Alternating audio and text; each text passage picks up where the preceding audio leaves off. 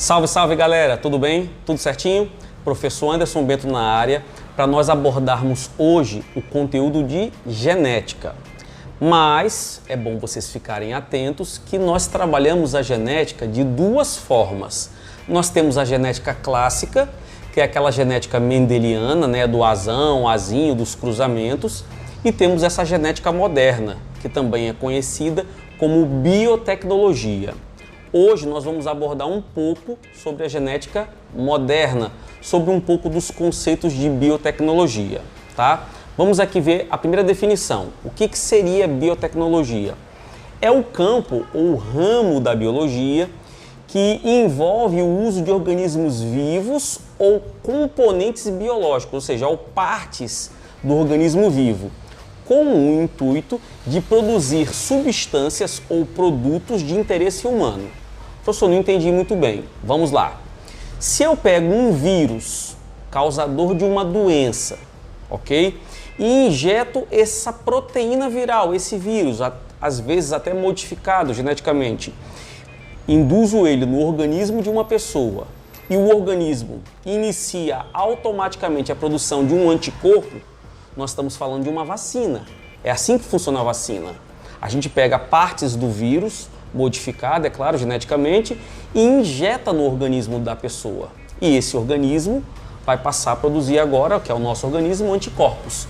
Isso é um processo biotecnológico? É, porque nós utilizamos partes de organismos para produzir algo de interesse nosso. Estou dando um exemplo, mas temos a fabricação de pães, que a gente utiliza as leveduras, que são fungos, para realizar a fermentação, bem assim a produção de vinhos. Então a biotecnologia, resumindo, consiste em você utilizar organismos ou partes dele para produzir algo de interesse humano, tá? É uma técnica antiga? Sim, ela não é nova. Agora é claro que com o passar dos anos e com o avanço da ciência, essas técnicas vão se aprimorando e se aperfeiçoando. Hoje nós já temos alimentos transgênicos, sojas modificadas geneticamente. Vocês entendem? Então vamos passar aqui, próximo slide. Como foi falado anteriormente, fabricação de vinho utiliza processos biotecnológicos, sim. Nós temos um fungus, que é a levedura de cerveja, cujo nome científico é a Saccharomyces cerevisiae, né? Mas conhecida como levedura de cerveja. A levedura de cerveja é um fungus que faz fermentação alcoólica, tá? Nós também temos um outro fungus, a mesma levedura também, que faz a fabricação dos pães, né? Já que a fermentação libera gás carbônico e a massa incha, né? Então são processos biotecnológicos, ok? A biotecnologia, ela está estruturada nesses principais temas. Esses são os principais, os únicos? Não, é claro, mas são os mais abordados. Eu estou trazendo para vocês os principais temas de biotecnologia, para que vocês não tenham dificuldade ao se deparar com uma questão em prova, ok? Vamos falar primeiro das células-tronco. A gente vai na sequência, vamos lá. O que são células-tronco, professor? Já ouvi falar muito nesse termo, células-tronco. São células indiferenciadas. Como assim?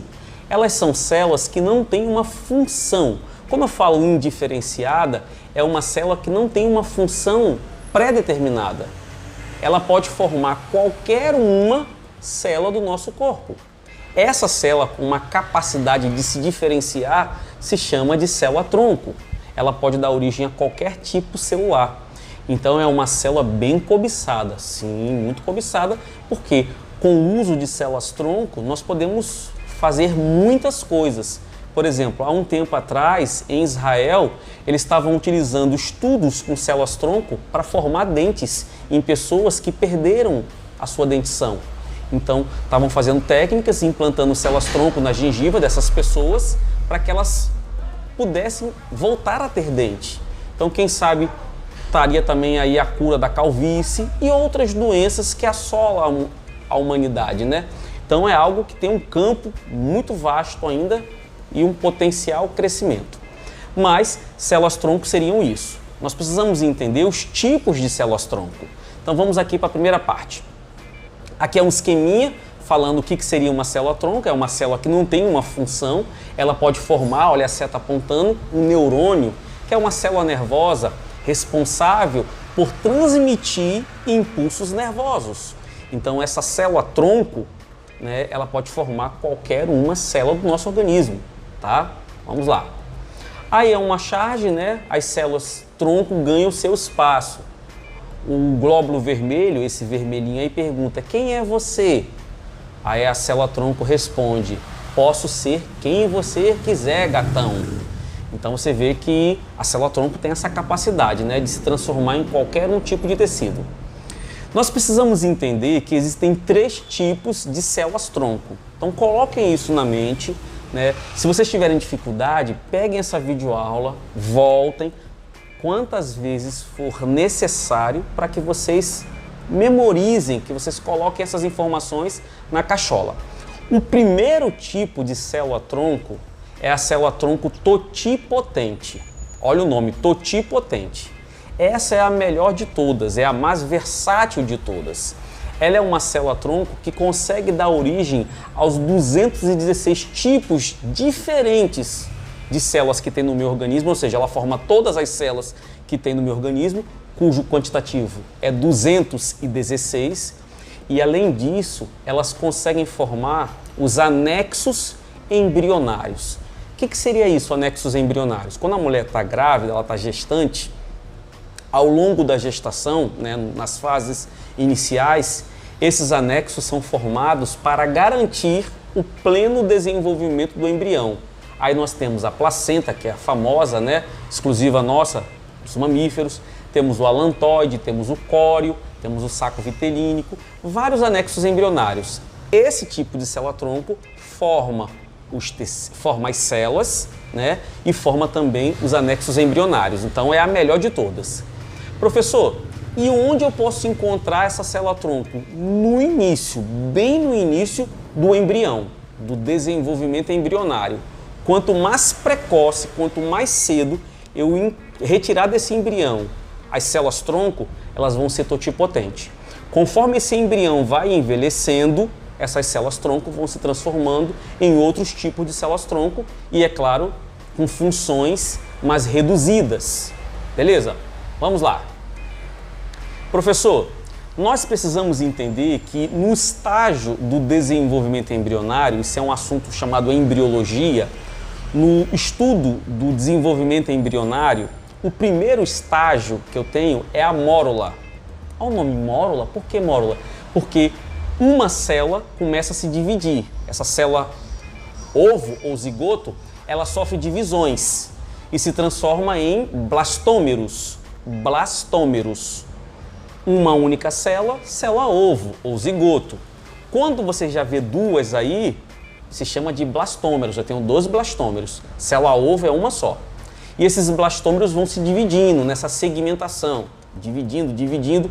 Vai chegar um ponto que eu vou ter mais ou menos 64 blastômeros, tá? Isso com 3 dias. 3 dias, ó, 3 dias após o encontro do espermatozoide com o ovócito, né? Vai haver essas divisões e 3 dias já tem um maciço com várias células, vários blastômeros. Essa estrutura lembra uma fruta chamada de amora, daí o nome mórula. Mórula. Professor, o que eu tenho que saber? As melhores células-tronco, as células-tronco totipotentes, são retiradas do estágio de mórula. Se eu tirar células desse embrião, esses blastômeros que eu falei, da mórula, que depois você vai ver que tem na imagem, né, vai para a ponta que é o blastocisto, que é a blástula. Blastocisto ou blástula, que é o próximo estágio. Vamos parar na mórula. Se eu tirar essas células-tronco da mórula, o que acontece com o embrião? Ele morre. Então já gera uma polêmica. Células-tronco é algo legal ou não? Isso é um ser vivo ou não? Você tem várias interpretações. Para a biologia não é ser vivo. Só é ser vivo após o estágio de neurula. Neurula, que estágio é esse? Nós temos a mórula, a blástula, que é o blastocisto, depois a gástrula e depois a neurula. A neurula ocorre depois do 27º dia, que é o momento que se forma sistema nervoso. Para a biologia, só é ser vivo se tiver sistema nervoso. Se a gente sofrer um acidente e tiver morte cerebral, o cérebro parar de funcionar, eu sou dado como morto. Então, para a biologia, a vida inicia quando o sistema nervoso se desenvolve e entra em atividade. É assim que a biologia pensa. Mas a visão religiosa já pensa diferente. Isso, na visão religiosa, já é um aborto. Então, é uma polêmica, é uma situação que eu não quero entrar, mas eu preciso retirar as células desse embrião. E o fato é que ele vai morrer no estágio de mórula. Primeiro estágio. Lembra, primeiro estágio, tá? Essas células-tronco são células-tronco totipotente. Elas podem se transformar nos 216 tipos de células que nós vimos, mais os anexos embrionários, ok? Qual é o próximo estágio, professor? Esse que você está vendo no slide, que é o da extremidade, blastocisto. Tá aí, blastocisto. Eu posso tirar células-tronco do embrioblasto, tá vendo o desenho aí? Tem um nome chamado embrioblasto. Tem o trofoblasto e tem o embrioblasto. O trofoblasto, essa região mais externa chamada trofoblasto, vai dar origem aos anexos embrionários. Trofoblasto, função. Para quem está anotando, anote. Trofoblasto, função. Produzir os anexos embrionários. Embrioblasto, no estágio de blastocisto. Embrioblastos é o que vai formar o embrião. Se eu tirar uma célula-tronco do embrioblasto, essa célula-tronco já não forma os anexos embrionários. Por quê, professor? Porque agora a função de formar anexos embrionários passou a ser da estrutura mais externa, chamada trofoblasto. Perceba que as células agora do embrioblasto, elas já não são células-tronco capazes de formar tudo. Já houve uma diferenciação. Um grupo foi para um lado, outro grupo foi para outro. As células-tronco agora que a gente vai ver são as células-tronco pluripotentes. Anote, células-tronco pluripotentes são células-tronco retiradas do estágio de blastocisto, voltando, blastocisto. Qual a parte específica do blastocisto? Do embrioblasto, que é a estrutura que vai formar o embrião, ok? E essas células-tronco formam os 216 tipos de células, mas não forma os anexos embrionários. Anexos embrionários só para essa que você está vendo aí, totipotente, que são as tops, né? Vamos lá. Passando. Tá aí um slidezinho, vamos passar mais um pouco. Professor, e eu tenho o terceiro tipo de célula-tronco, que é a célula-tronco chamada de adulta. Como assim adulta? Essas células-tronco, elas podem ser retiradas no nascimento do bebê. Quando o bebê nasce, eu posso, por exemplo, tirar células-tronco do cordão umbilical. Professor, essas células-tronco, elas têm uma diversidade grande? Infelizmente não. Elas só vão formar células do local que elas foram tiradas. Desculpe pelo erro, tá? Da concordância. Por onde elas foram tiradas, tá? São células indiferenciadas obtidas a partir da medula óssea, por exemplo, do cordão umbilical, do intestino ou da pele. Se for tirada da pele, ela só forma células da pele. Se ela for tirada do cordão umbilical, ela só forma células do cordão umbilical. Você entendeu? Essa célula-tronco, tem uma versatilidade menor, porque já é uma célula adulta, uma célula mais velha. Lembre, células-tronco, quanto mais novas, mais versáteis. São capazes, no último tópico, de originar somente os tipos celulares que compõem o tecido ou órgão específico onde estão situadas. Beleza? Então, sobre células-tronco, basicamente é isso que a gente tinha que falar, né? Tá aí um esqueminha de uma célula-tronco multipotente, que é uma célula adulta, lembrando, totipotente, pluripotente e multipotente. Ok? Vamos lá. Professor, e o que a legislação brasileira fala sobre o uso de células-tronco? Pode ou não? Porque tem essa questão que o senhor falou, do embrião, né, que vai morrer, fato. Vai interromper o desenvolvimento. É morte ou não? Aí fica a polêmica. Mas o desenvolvimento vai ser interrompido, isso é fato. O que a lei diz? A lei de biossegurança. Vamos aqui comigo no primeiro tópico. Só é permitido o uso de células-tronco embrionárias a partir de embriões que estejam congelados há no mínimo 3 anos. Como assim? Vamos supor que alguém resolva fazer uma inseminação artificial, ok? O que o médico faz? Ele prepara vários embriões para ir implantando no útero da mulher. Ele pega o espermatozoide e o óvulo, retira e faz o encontro, a fecundação, só que em laboratório. Ele faz quantos eventos desse? Vários. Então eu tenho vários embriões. E esses embriões são congelados e vai tentando, implantando um de cada vez no útero da mulher e ver se ela consegue segurar essa gestação. É assim que é feito. Vamos supor que eu preparei 20 embriões e no terceiro eu consegui, tive êxito. Esses embriões que eu não vou utilizar vão ficar congelados. A lei permite eu utilizar eles para o estudo de células-tronco, retirar células-tronco, se esses embriões estiverem no mínimo há 3 anos congelados. Espero que vocês tenham entendido. Ou que sejam por algum motivo inviável sua implantação. Foi identificado que esse embrião ele tem algum erro, que se implantar ele vai nascer um bebê com problemas, então ele é inviável. Então eu posso implantar ele, deixar ele virar o estágio de mórula e interromper o desenvolvimento retirando células-troncos, ok? Essas possibilidades. Além disso, nós temos o último tópico aí, além disso, as células-troncos obtidas de embriões é liberada apenas para fins terapêuticos ou científicos. Ou seja, tem uma finalidade específica. Terapêutico consiste em curar doenças. Quando falar terapêutico é terapia, curar doenças. Ou científicos para critério de estudos. Só esses 2 casos. Qualquer outro caso não é possível, tá? Para negociar, por exemplo, não. Vamos falar um pouco agora de clonagem. Está associado com o tema? Sim, tá? É biotecnologia. Clonagem significa você ter 2 indivíduos com o mesmo material genético, o mesmo DNA. Isso é clonagem, tá? Nós temos a clonagem natural e temos a clonagem artificial. Professor, me dê um exemplo de clonagem natural. Nós temos 2 casos que ocorrem aí, à torta e à direita, na natureza. A primeira é a reprodução assexuada. Existe um tipo de reprodução chamado assexuada por bipartição, cisparidade ou bipartição, que é quando uma célula se parte em 2. Quem faz isso é bactérias, por exemplo, alguns protozoários, eles fazem isso. Cisparidade ou bipartição, tá? E temos os gêmeos, formação de gêmeos univitelínicos, gêmeos idênticos. Eles são clones, porque é um espermatozoide para um óvulo. Você quer entender melhor essa questão de gêmeos? Já tem um slide mais à frente que eu vou explicar a diferença do gêmeo verdadeiro para o falso, ok? Mas vamos lá. A clonagem natural, como eu falei, pode ocorrer por meio de reprodução assexuada, né? Cisparidade ou bipartição, nós temos a estarquia, a fragmentação, o brotamento.